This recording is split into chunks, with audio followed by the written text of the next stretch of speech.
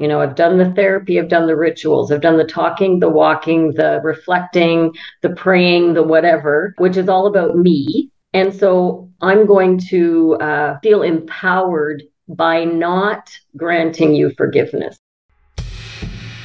Hello, my name is MC Lessard, and welcome to Stories of Forgiveness, the podcast where you don't have to forgive, but you can. And you can also be in the process of forgiving or have made the decision not to forgive. It's all okay. There's no judgment here.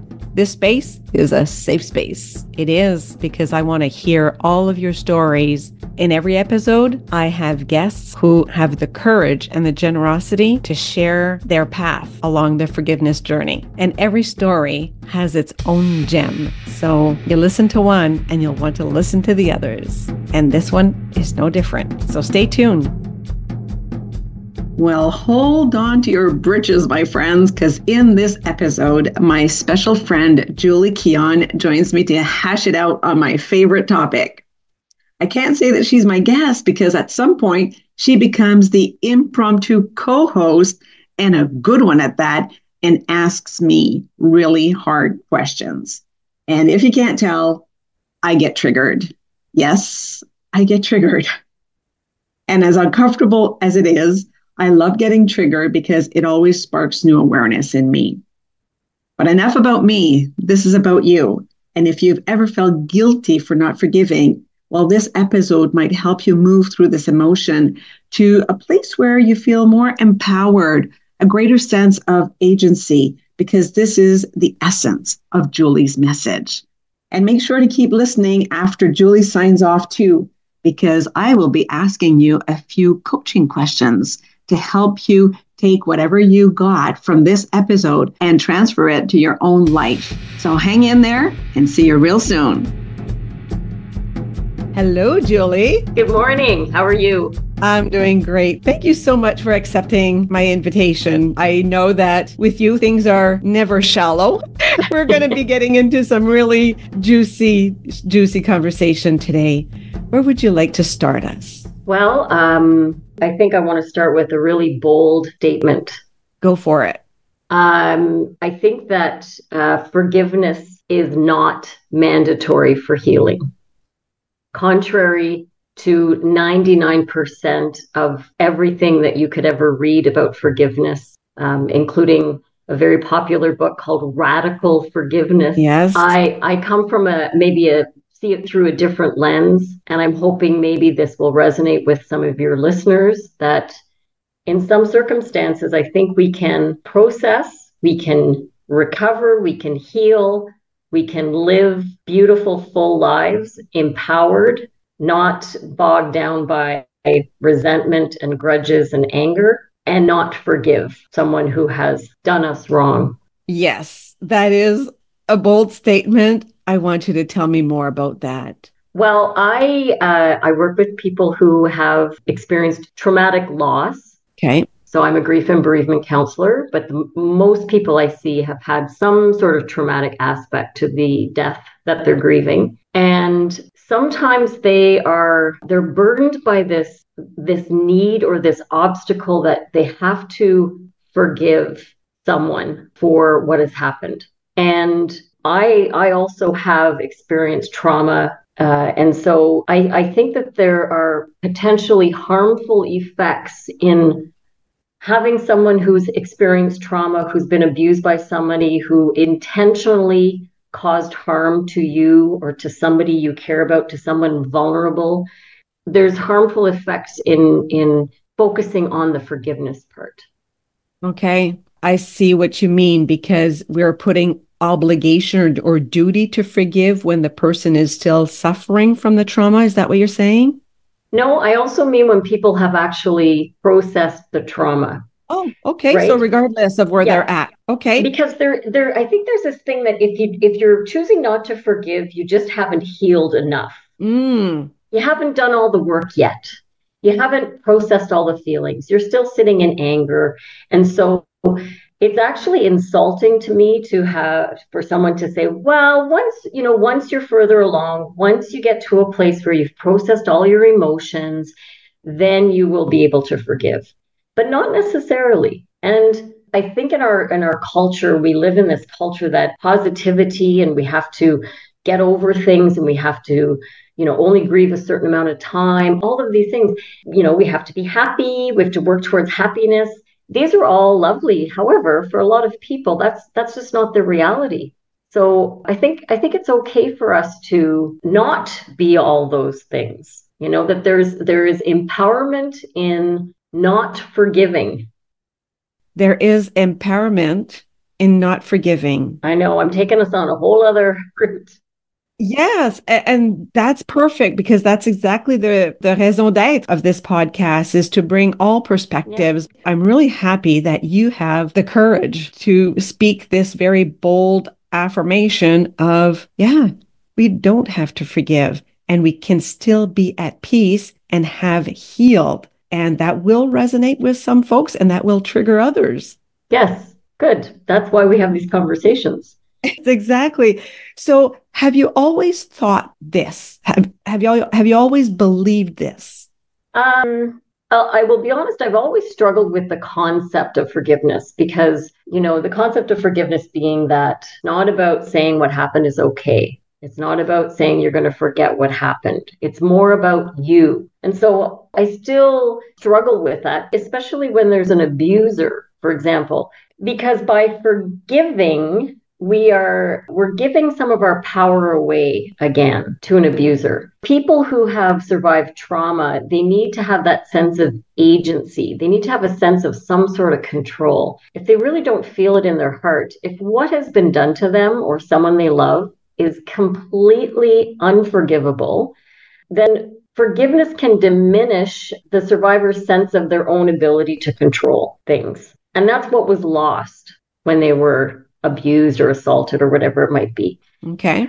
There is also the part of, let's say, the person that you are struggling with forgiving. If they're not remorseful for what they did, then I feel that forgiving them can be another form of victimizing. Mm. The thing is, some things are unforgivable. And you don't have to look too far. You just have to go look at news and see the things that happen to people. And I think there's things that are done by accident, whatever. Somebody's driving, they decide to switch the radio, they cross the line, they hit another vehicle, somebody dies. Okay. That is something that I believe can lead to forgiveness, because it wasn't intentional. They weren't acting in a way that was cruel or violent, and so when somebody has genuinely made an error, when they have done something for whatever reason, the person who has the power to forgive has to determine whether or not those actions are forgivable. Mm-hmm. And I'm sure that you've read stories about what you might deem to be unforgivable, yet people have forgiven. Yeah. Everything I say today is my own opinion. Yes. From my own personal experience and from my professional experience. But certainly there are things that are unforgivable. People forgive murderers. People forgive all kinds of, horrible acts. And I guess my position today is that it's also okay to not forgive. Yes. It doesn't make you a person who's not evolved or not spiritual enough or any of those things. Mm-hmm. That you can process emotions, and you can set people free without actually forgiving them. I think maybe that's the same thing. Setting somebody free or forgiving them, maybe that is what forgiveness is for some people. Yeah. Could it be, Julie, that, it's the grammar, the words, because we know how limiting words can be, because especially when we've grown up with a Judeo-Christian background, as you and I have, there's just so many subtle connotations of that F word. And so maybe that's what's kind of triggering. Yeah, it's triggering, yeah. But it is also informing you or helping you to form a different vocabulary that sits better with you. And yours is, I can still set him free. Yeah. And be at peace. Yeah. Yeah. Except setting somebody free as far as you as a person over here and what you did does not impact me anymore because I've done all the work.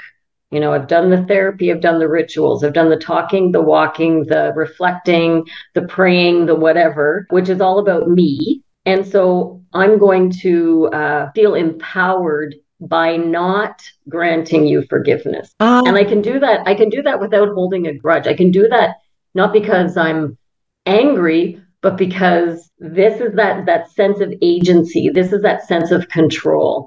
You don't get my forgiveness. You don't get my forgiveness. So do you see this as a form of retaliation or vengeance? No, I see it as an act of rebellion in a society that is so focused on us doing something that maybe is not appropriate for a lot of people. I think we have to give people permission. It's like people who are grieving are told you only can grieve to about this point, and then there's something wrong and you need help. This is why I have a job, because of our society's really mixed up ideas about grief. And you speak from the trenches. I mean, you see it every week. Yes. Yeah, every day. So having this conversation, I think maybe would just give some people who are feeling isolated in that sense of not wanting, not willing to forgive, and still being able to move forward with their lives with a sense of power and healing. That's kind of a gift, I think. It is. That's my act of rebellion, is we can live full, whole, healed lives and we can do so without forgiving somebody who did something that is unforgivable. So the sense of choice, yeah, the power of choice, yeah, liberates you. Yes, yeah. And, when something happens to us that is unforgivable, somebody does something to us or to somebody we love, especially our vulnerable children or our elderly adults or, anyone who is unable to defend themselves. That's a good example. Maybe forgiveness comes to forgiving ourselves, that sense of self-compassion in forgiving ourselves and absolving ourselves of guilt and the wonderings of what could we have done to have prevented this from happening. I mean, most people who've gone through some sort of event or especially a loss, I always say guilt is the close first cousin of grief because nobody comes into my office and sits down and just has grief. I always say, now make space on the couch for some guilt because there's always guilt, right? And so a lot of the work that comes with working through a traumatic death, for example, or any kind of a trauma is forgiveness of what we could have done differently to have prevented this from happening. So if somebody you love is vulnerable and somebody you trusted has assaulted, abused, done something to that person, and you were the one that was expected to protect them, then I think there's a lot to be said for forgiveness of ourselves. And so in that act of rebellion that you were describing earlier, and now transferring that to the forgiveness of self, how does that play out? Well, I think forgiveness is just granting yourself grace for, not having the knowledge that you wish you had at the time. If you knew then what you know now, you would have done it. And that's different. That's different than the forgiveness of, or lack of forgiveness of somebody who does something cruel and intentional. But perhaps there's something that they don't know either. What do you mean? Give me an example. Well, you know what? Years ago, Julie, I created a short trailer called Compassion for Criminals. This man sitting in court being sentenced. He was a serial killer and raped women. And I mean, the horror story. And so at the sentencing, there were many family members, and the judge gave a chance to the family members to speak out their rage and their anger and their sadness and their grief. And I mean, it was just very, very harsh to watch. And then this man gets up and he pretty much looks like Santa Claus. He's very calm and he has this big, low baritone voice. And he alluded to something about Jesus. And it was almost as if he was saying, I'm not the one forgiving you, but I think forgiveness is what needs to be done here. And until then, The serial killer was stoic. As long as the family of the victims were just coming down on him, he was just so stoic and cold. And as soon as this man stepped up, and he really was beaming like a light in his words and his energy, and he said, I forgive you, or we forgive you, or he forgives you, the murderer started to cry. Mm-hmm. He broke down. So 30 years ago, I was one who was for the death sentence. And when I saw that, I was perplexed, I was curious, and it got me wondering, what is happening there? Did all these horrific things happen so that other beings can find their way back to the light through compassion, through forgiveness? And I don't have the answer, but that really stayed with me. Mm-hmm. I mean, it's the whole concept of restorative justice, right? It is. Here's my thing with that. Go. So let's say, hypothetically speaking, your child is in the care of a babysitter, somebody, okay? Mm-hmm. This person has a history of abuse, maybe. They're struggling financially to make ends meet. They're working 3 other jobs. They're exhausted. They're gone through a divorce. They're trying to raise their children. But they also have a little daycare, let's say, or they come into your home to look after your child, whatever. So this is where I struggle. I can forgive. I can honor someone. Let's say one day they're exhausted and they've reached their limits, but now they've got all these kids in their home that they're caring for, and they lose their cool and they maybe grab the kid by the arm, your kid by the arm, and they give them a jerk, which they're not supposed to do. They're never supposed to lay their hands on your child like that. Exactly. Right? Of course. So there's 2 scenarios. One, they don't feel bad about it. They don't care, or they're just like, oh, this kid, and they're blaming the kid. And then the next day the kid comes in and it just continues and it escalates. And now they're starting to give the child a swat on the bum, or they're starting to shake them. They're just getting more and more angry because they're just overwhelmed. They're overwhelmed. Or that very first time they did that, they say to the parent and all the parents that the kids are looking after, I did not care for your child in a way that to reach my high standards that I have for this privilege of caring for your kids. And I lost my cool with your child. And I want to tell you that because I do not trust myself right now, because I've got a lot going on. And I feel like it is in the best interest of your children and of myself. It's my responsibility to not be doing anything. I need to step back. That to me is, somebody has made a mistake. They've crossed a line. Maybe they have done something rough with your child. Mm-hmm. And they have recognized that it's wrong. And now they're taking responsibility, and they have the courage to come to you to say that. That is, to me, is forgivable. That is somebody who is human, who's lost their cool, and they realize it, and they've come to you to tell you that. The second scenario, though, to me, is not forgivable, because in the end, hurt people do hurt people. Hurt people also have choice. Mm-hmm. And we always have choice. And so the minute we're hurting people, we have the choice to get help, get out of the relationship. And I know you can say, well, that's really lovely, Julie, and privileged of you to think that all people have the capacity to make those choices. However, in a lot of circumstances, people do not take responsibility for their actions, because not everyone who is hurt hurts people. There are people who grow up in horrendous circumstances. They go on and they fight and they work and they go to school and they get educated and they do all the things. They take responsibility for that. Again, I have difficulty with that piece. I know hurt people. Trust me, I have gone through this with circumstances where somebody has harmed somebody I care about or whatever. And I will think, and I'll think, well, maybe this and maybe that. And in the end, I still say, but you didn't stop when it started. You didn't take responsibility. It was intentional. You had choices. You didn't make the choices. You do not get my forgiveness. Mm-hmm.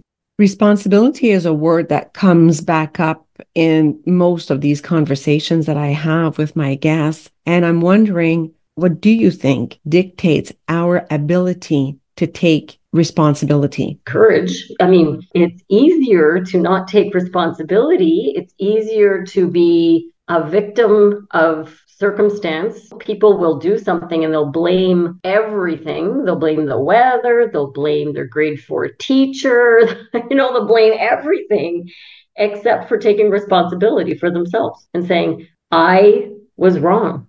Mm-hmm. I was wrong. I made a mistake, or whatever it might be. So, we're 8 billion of us on the planet. Our capacity for responsibility obviously differs because we see it every day. Some who can take more responsibility and some who have the capacity for less. So how do we handle this? Good question. Yeah, right? And if it isn't obvious, I see things often very black and white. It's both a blessing and a curse. I have a hard time seeing gray areas when it comes to intentional acts of assault, abuse, harm, especially to vulnerable people, especially to vulnerable, defenseless people.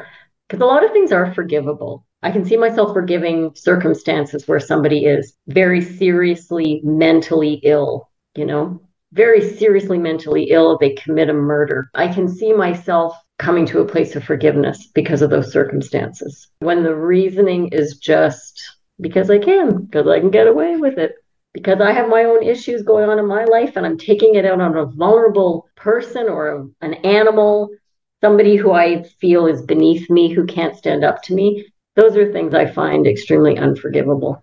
Let's say such a person would then get a diagnostic of mental illness.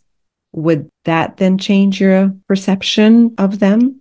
I hope everyone heard that very dramatic sigh. And I will not edit it out. Well, yeah, I think so. I think that could impact. Yeah, I'll be honest. But I'm talking serious mental illness. I'm not talking about, well, they were suffering from anxiety because of the pandemic and that kind of thing. That's not what I'm talking about. I'm talking about somebody who has like a psychotic break. Okay. And commits an act of violence, So there are certain criteria or reference points for you, which will lead you to come to either this is forgivable, this is not forgivable, and this is how I want to process this. Yeah. And I may, in 25 years from now, I might reflect back on this conversation and go, I was so naive. I was so not evolved. But I don't think so. Mm-hmm. I really don't think so. I think I've thought this way for a very, very, very long time. And I do have the capacity to forgive. It's not that I'm, you're not allowed to do any wrong with me, or that's it. I cut you loose and we're done. Mm-hmm. I do have the capacity to forgive. And I also, I guess my point is that I want to say out loud that it's okay to also go through all the things, all the steps, and come to the conclusion that, you know what, this is not forgivable. It's not forgivable. And that is more powerful and empowering for me than granting someone forgiveness. Because if they say forgiveness is about us, it's really about us, then not forgiving is also really about us. Because if we're forced to forgive, or we feel we have to forgive in order to heal or to move forward, then that hurts ourselves. Mm-hmm. Yeah. So, yeah. Agency is really resonant throughout this conversation, right? And it's not entitlement, it's not privilege, it's agency. Yeah. The choice to not forgive isn't about causing harm to the person who did the wrongdoing. Do you know what I mean? Like, it's not like, oh, I know you would feel better if I forgave you, but too bad, you do not get my forgiveness. It's not about them. It's not about them at all. It's about the person who chooses to forgive or not to forgive. Because I want to make that clear that I think there's a sense that if you choose not to forgive, you're either not healed, or you're stuck in anger, or you are holding a grudge, or you're doing it to harm that person in some way by not forgiving them. And I don't think that's true. I don't think that's the case. But would you say, though, Julie, that even though you might not be holding on to those low vibrational emotions, what you are saying, though, is I am right and you were wrong? I don't know if it has anything to do with right or wrong. Like, I don't think it's a matter of like, you did wrong and I'm right in not forgiving you. I like to think that it has really very little to do with that person. Okay. It has to do with me. Is that selfish? Maybe. I mean, yeah. Go ahead. That word selfish, I like to use self-focused instead. I mean, or self-sustaining. Would that even be a better word? Yeah.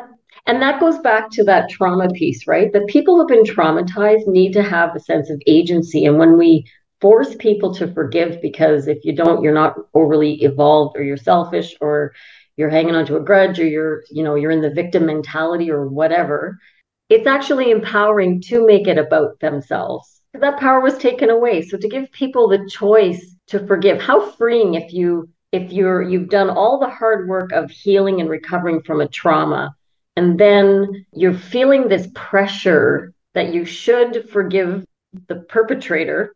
And that word should is just laden with blame and shame and guilt and all the things. That in order to really find true peace, to really be on that high vibration, you have to forgive the person who harmed you. How freeing it would be to have a therapist or somebody say, or not. You have done all the hard work, and you have worked through all those feelings that sit under anger, because anger is usually not anger. Anger is usually like the tip of the iceberg, and underneath it is all the really hard, vulnerable emotions, right? Yes. And so I think we think that if we don't forgive, we're sitting in that place of anger. And it's like, I'm not forgiving you. You do not deserve my forgiveness. What you did was horrible. You will never get my forgiveness. That's anger. I think though, when you do all the work and you go through all the, how this made you so vulnerable, and the fear and the sorrow and the shattering of assumptions of how the world works, and your sense of safety and all those things. And you come to the other side of that and you're like, no, I'm not forgiving you. That's my power card. And power, you can say, is like power is really egotistical or whatever, but it's more that I'm going to make a choice where I had no choice, but I'm going to choose and not forgive you. I'm not going to forgive you. And I'm not going to give it another thought. That's the thing. That's the key. I can move forward from this, and I've done all the work, and I forgive myself.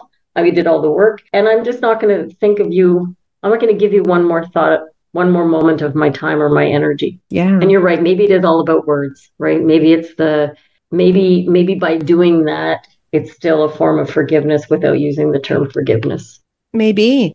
And let that be important. Mm-hmm. Yeah. I think it's respecting our personal boundaries. I have very strong boundaries. So, I don't know if that comes across at all, but, I think by not forgiving and being at peace with that in a really deep, beautiful, spiritual way, not just in a surfacey, like anger way, but in an empowered way, that I'm respecting my boundaries. Mm-hmm. And that's healthy for you. Yeah, that's healthy for me. Yes. Yeah. You were saying earlier that you feel at peace with your decision and that you're able to set others free without forgiving them. I'm just wondering, how do you know? I think because there's no feeling around them, good or bad. There's not anger or sadness or regret or anything like that. It's neutral, or not even neutral. It's non-existent. They're just not in my sphere or in my reality. Okay. Non-existent. Yeah, I don't think about them. If they happen to come into my mind, or I think, oh, it's been this long since that happened, or since I last saw that person, there's no emotion attached whatsoever. And that's how I know I've let it go. It's just not part of me anymore. Okay. That's your litmus test. That's my litmus test. This is a very enlightening conversation, and I thank you so much. Is there anything else that you want to add to what we've shared already? I'm curious how your mind is now from the beginning to now. Do you feel a sense that this is not evolved? Do you know what I mean? I do know what you mean. And I'm going to give you a politician's answer. My favorite. No, I'm not going to do that. You can do whatever you want. It's your podcast. I shouldn't even be asking you the question. It's funny because I operate very consciously from my two selves, my what I call my smaller self and my higher self. And right now, they're not integrating. So, what I mean by that, to answer your question more directly, is my human self says, damn right. Right? We have agency, we have choice, and whatever you choose is right and healthy for you. Great. I'm with you. Then there's the higher self, and the one that I actually have felt in my body and my heart, where personally, when I have had the experience of betrayal, I have felt loving, kind, and I have only felt well in my body when I actually have forgiven the other, to the point that I am even able to be compassionate towards them. When I reach the level of compassion for the other, my higher self has been involved clearly. Mm-hmm. And when I'm in that space, I know that my body relaxes in a way that it does not when I'm on my human position. Mm-hmm, mm-hmm. I don't know. Does that answer your question? Yeah. So I guess, really to bottom line it is that my higher self would probably say it feels good to forgive. But, and we don't know. Julie, you are making me realize something right now. I did not know for the longest time that I was an anxious person. Mm-hmm. And I covered up my anxiety with optimism. Yeah. When people told me that your positivity is toxic, I've had people tell me that. Yeah, toxic positivity, it's a thing. Yeah, it is. And that was it was really insulting to me, to use your word earlier. It was insulting to me that people would say that, whereas I thought I was just beaming positivity and, putting good energy in the world. But what I was really doing was covering up some hurt. Mm-hmm. And covering up anxious energy that came from the hurt that I had experienced as a younger person. But my subconscious mind had all that hidden. And my conscious mind decided that the strategy of being optimistic was the one that was going to get me further in life. And so I used that until it didn't work. Because as everybody knows, my son, and because you've been the life celebrant of my dear Fred, and that was a beautiful ceremony. Thanks again. It was. And so until I was with Fred and my optimism was violent to him, I had to peel that back. Before Fred happened, nobody could tell me, MC, stop being optimistic. It's not good for you. Well, no, that's my strategy. That's how I operate in the world. What do you mean? It's not just my strategy. At that time, I thought it was me. It was, I defined myself that way. So the experience that I had of being with Fred, 9 years, depression, ending up with him taking his life, it just opened up a new world of emotional experiences to lower lows and higher highs than I had ever had before. And it was through this emotional journey that I realized that I had been anxious and sad for a lot of my life. So if we transfer that to your experience, if your choice right now to not forgive and being at peace with that choice right now, it's like my optimism. That's where you are. Will that at some point be totally blown out of the water and some other emotions and some other perspectives will surface? If they do, great. If they don't, great. If they do, I'll let you know. Right? It's just where you are. So it's really meeting yourself where you are, me meeting you where you are as well, and not imposing any of my values, any of my beliefs on you. So just correct me if I'm wrong, because what I heard you say in a way is that your perception is that the way I'm operating right now is covering something else. Like your optimism was covering anxiety. So you are perhaps assuming that my strong beliefs around forgiveness is like an armor around something else. Is that accurate? I didn't say it like that, but I guess that's what it is. But but not in a way, and I don't know if it is. I don't think it is. I don't think it is. Yeah. But what I do know for sure is one thing. We are beings of evolution, and our evolution always goes to love and light. That I do know for sure. That's a truth. And so that's why I think when I go back to that story about that serial murderer and that gracious man came in and spoke the F word and saying, we forgive you. And then that man breaks down.